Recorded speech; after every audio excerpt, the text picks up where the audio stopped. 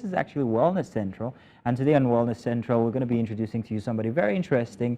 For Wellness Central, every single weekend, we like to take a little time and focus on the fact that every little thing that you do should be to the well-being of, well, the individual, you yourself. So we give you little tips on how you can take care of yourself. Today on Wellness Central, we want to introduce our very interesting doctor here, Dr.Perfecta Osawaru.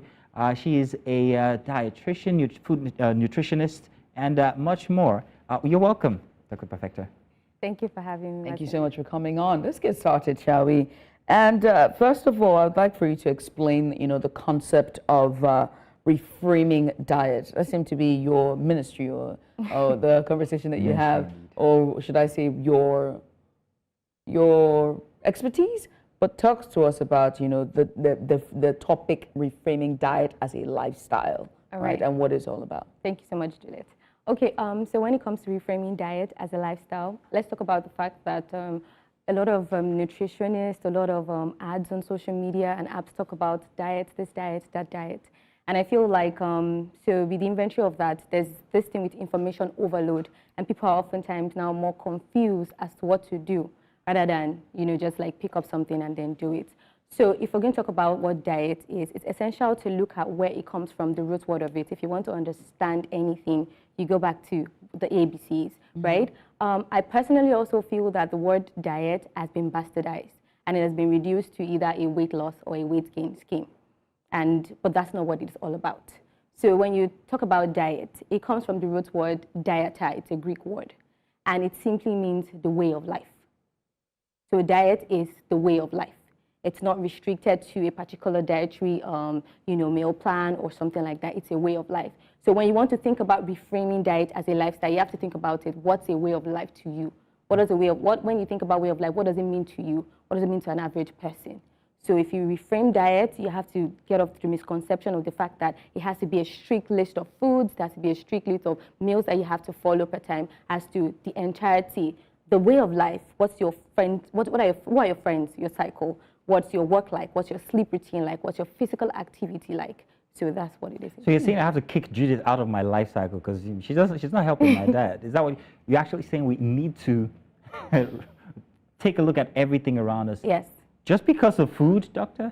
Nah, that's what I'm saying. It's because they've, pushed out diet as food on its own. But the root word is dieta, a way of life in general. It's not just restricted to a dietary, plan or something like that. All right.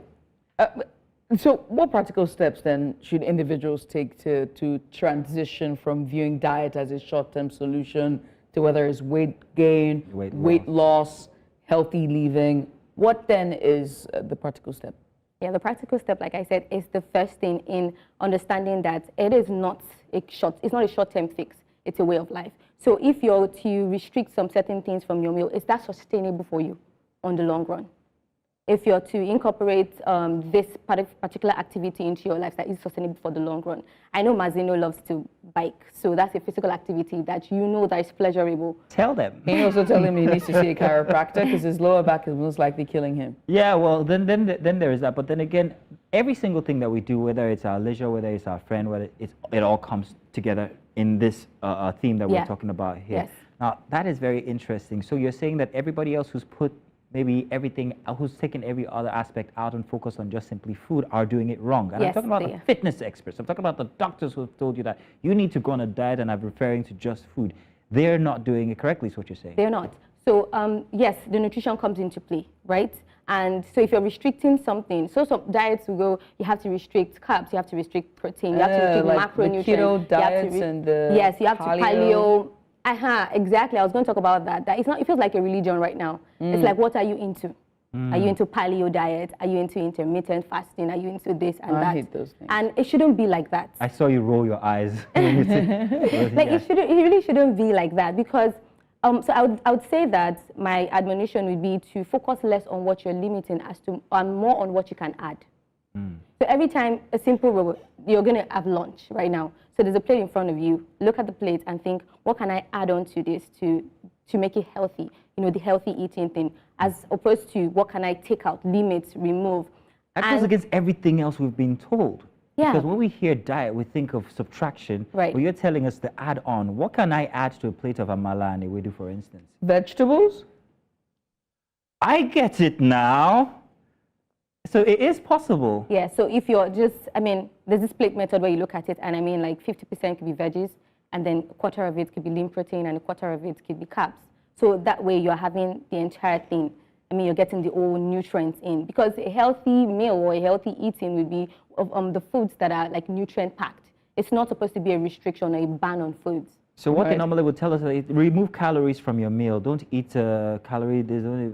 So no, there's a place for that. There's a place for that. Okay, so I'm glad we bring up the caloric part of it because what is your concerns? Of course not.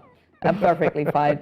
But I mean, what would then be the standard, right? Because women is different, men is different, you know, and then if you're trying to lose weight, you know, some persons will go as far as intermittent fasting, and then when they finally eat, they are below the recommended caloric intake for an adult like that's this, why an old man like him. That's why I first started with the fact that you should take it away from restricting, take it away from just the foods that you eat. Everything plays a role. So what if you're eating well and you're sedentary?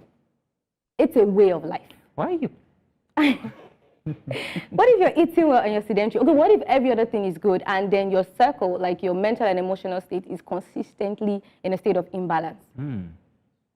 You can trick us and tell us, well, you're good, but you can't trick your body, right? Yeah. So if you say you're fine, your head knows that you're not fine.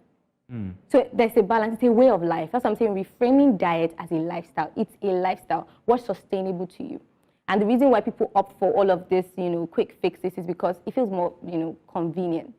And fashionable.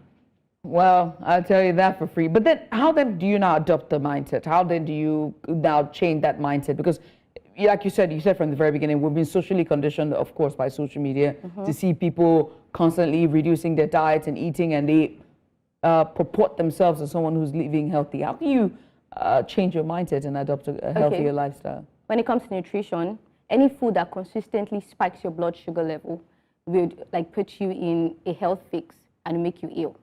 So the less processed the food or the less processed the meal is, the more it aids your body in slow digestion and absorption, and that can keep you fuller. And then the old blood sugar level thing would not keep spiking up. How do I identify these foods then? Fast foods.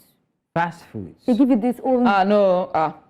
Yeah, well, you see what you've just done. So this is wait a minute, of the average person out there. Oh, that's not true. Fast food is life. Fast food is fast. It's fast. Exactly, that's my point. So because of the hours that we put into a job, there's never enough time to be able to prep our meals. I'm a huge prepper. I love to prep. I love to have a fresh salad once in a while. I try to have it at least 3 times a week, either for lunch or for dinner. But it's a must I have a salad, right? But I also understand the needs or the wants that, you know, this fast food chains they meet as well. So, I mean, not everyday dietary intake, but at least sometimes. Excuses. Sorry. Cheat meal, maybe? Cheat meal? I mean, just a cheat. I mean, sweet tooth. So, what are the disadvantages She said of that? she loves to prep. So why don't you put a structure into your This one doesn't know what I do for a living. Clearly, he's smiling. It's like, hey, what a child. You don't know. What a baby. We are busy 24 hours. It's a non-ending cycle. So, I mean, we're the persons who would want to go and say, okay, can you, what do they have there? Let's just do a dinner with a cup of coffee as you're in editorial meetings and, you know, on all of that, post-production, pre-production meetings. People who are fast-paced, who work around the clock. That's really their lifestyle. But then it's not about because that's your lifestyle, then you're actually setting yourself up for like ailments on the long run. Because what you're doing is consistently consuming fast foods that keep spiking your blood sugar level up. So you have to choose. What is it? Is it going to be, you know, taking a lifestyle that is going to enhance longevity, or the other? Let's talk strategies. So now I've listened to you, and I really do want to incorporate that kind of lifestyle. Get diet, how do you put it again?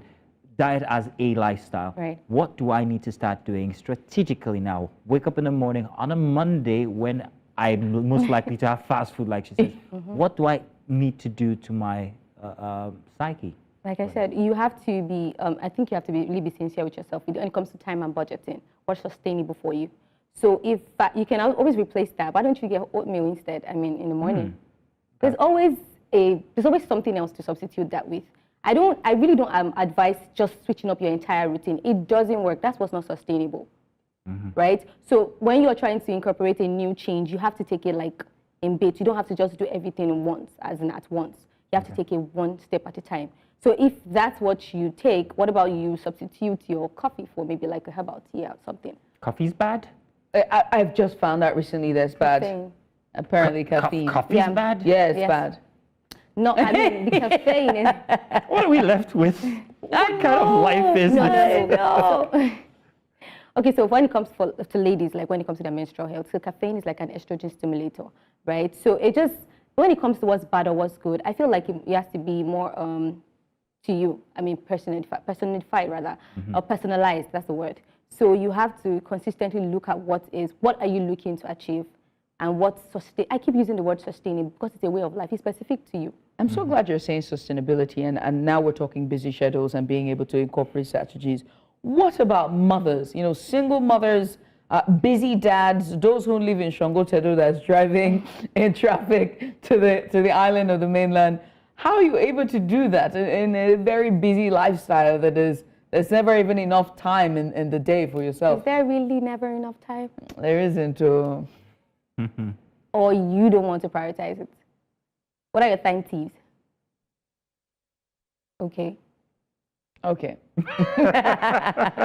Inquiry into the life of Junita TV. Well, I'm so glad she was staring at you and not me. Because yours is even worse, I know. But honestly, more on the strategy, right?